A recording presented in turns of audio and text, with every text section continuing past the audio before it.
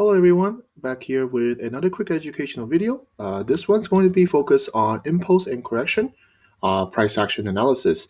I get this question a lot by you guys, how I'm, when I talk about impulse, when I talk about correction, what do they mean exactly, how do I identify them, and how to take advantage of them in your trading. So I thought I'd make this video quickly and kind of point out how to identify them in various time frames and give a few examples at them as well.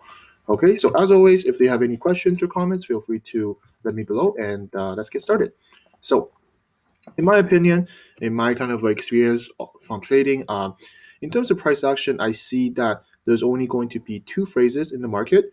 There's only going to be a impulsive phrase, which is what a period of time when there's going to be high momentum and its price is moving relatively fast. Whereas a correctional phrase is going to be a consolidation period where usually follows after a impulse, and then you get a consolidation period where price is correcting itself, preparing itself for the next impulse. Okay, so basic understanding of price action: impulsive move, correctional move, and then impulsive move again. That is how we see on price action.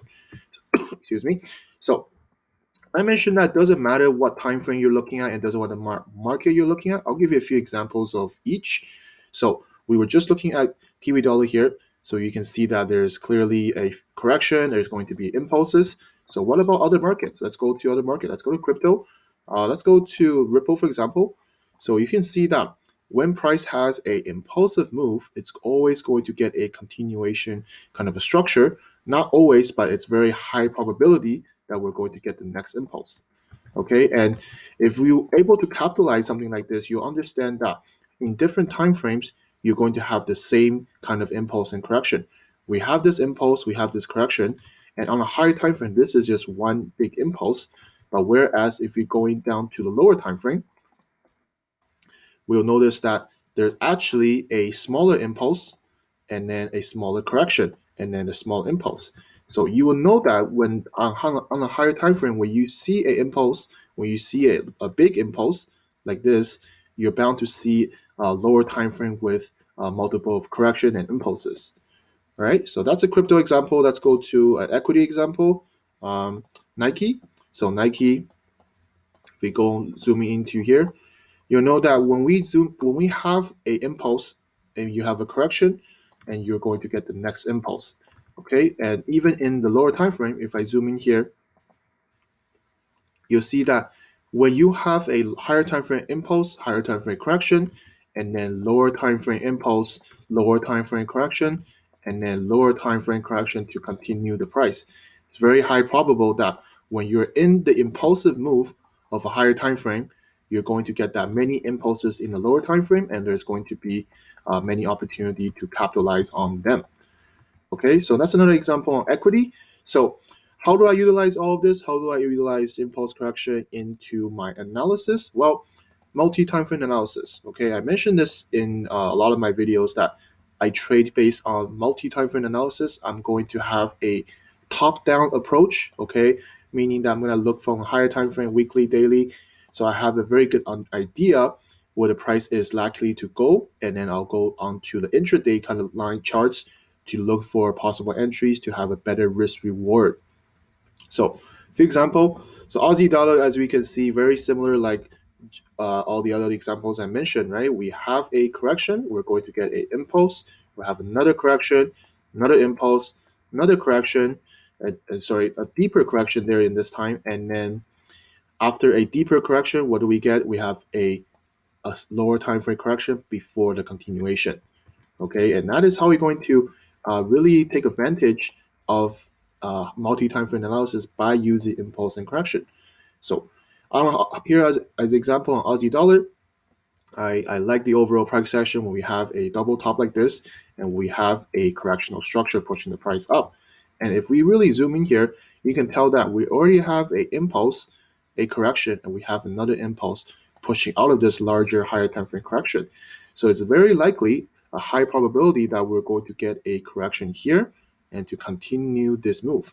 And on the higher time frame, this will just be looking at one impulse, right? Whereas if you go on to the lower time frame, you'll notice that price action, you have this impulse, you have this correction, and you have another impulse, right? Because from this option, you know that when the price is in this overall kind of correctional structure, and if you look at the lower time frame, you notice that there is a lower time frame impulse, lower time frame continuation correction developing. We're very likely to get the next impulse down to the lows of the structure, which is what we have here.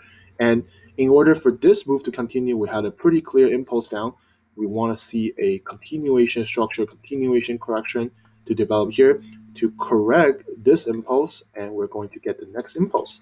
And from higher time frame, we going to have a very good probability that price likely to develop here a little bit longer. And this is why being patient, being very consistent on your trading plan is very important. While I have a strong bias that we're going to see the next push down, so the dollar strength, I also understand that waiting for a confirmation from the market is very important. Waiting for something to develop here, a correction structure to correct this down move on the lower time frame, and we can get this lower time frame impulse down to the lows. If I don't see that, then what we mean by understanding what the market is telling you, we could be potentially continue upwards, and this could be just a larger structure that is developing. The correction is not finished yet. The correction can likely extend a little bit longer, and then reevaluate do we see that first impulse on the lower time frame to continue, that this is just a correction and we can still get that impulse. Okay, and some of you guys asked me how to really work on these, how to identify them. Well, this is where backtesting comes in, right? I mentioned backtesting a video a while back, but you have to backtest these. I point out these, I draw these lines. It's easy to identify them, but you really have to put in the work and effort to really do a lot of backtesting, understanding that overall price action, on a higher time frame, it's going to give you a much broader edge, right? When we have an impulse, when we have a correction, you have a high probability we're going to get the next impulse. Okay, and not always, but you have a high probability, right? Going to Kiwi dollar, same idea. We zoom out here. That even though I know that there is a strong bearish push to the downside, and I'm just waiting for one more confirmation here from the market, a correction to correct this move on the lower time frame, and we can potentially moving down more. All right, and last example I want to mention, pound yen.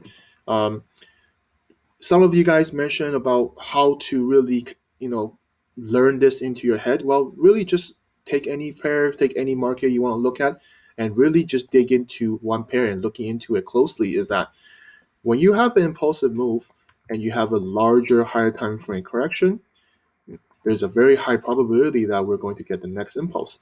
And you really have to dig in a little bit and see what is the market doing, what is the price doing while it's in this larger structure. See how in the larger structure we already have a few impulse correction impulse, and we have an impulse correction impulse, right? Pretty much reversing itself. And in this larger kind of ascending channel correction on more on a higher time frame, if you really dig a little bit deeper, you'll notice that there's just multiple corrections, multiple impulses, because doesn't matter, like I mentioned in the beginning, doesn't matter which time frame, that even though on a higher time frame this can just be one move, but on the lower time frame, if we zoom in, there's just going to be multiple moves like this. And that's how the price is able to continue correcting itself up. And once it's finished correcting on the higher time frame, we know that this is an impulse. We have a higher time frame correction, very high likely that we're going to get the next impulse. All right, everyone. So that is what I see on impulse and correction, price action analysis. This is how I'm able to capitalize on most of the trades I enter, because I know that the higher time frame is likely to be in that impulsive phase, and I'm able to get in and get out some of the trades that with a decent risk reward. So there it is, guys. And if you have any questions or comments, feel free to let me below, and happy to answer them. And see you guys next time. See you guys next time at my streams. And hope everyone's safe. And thank you very much.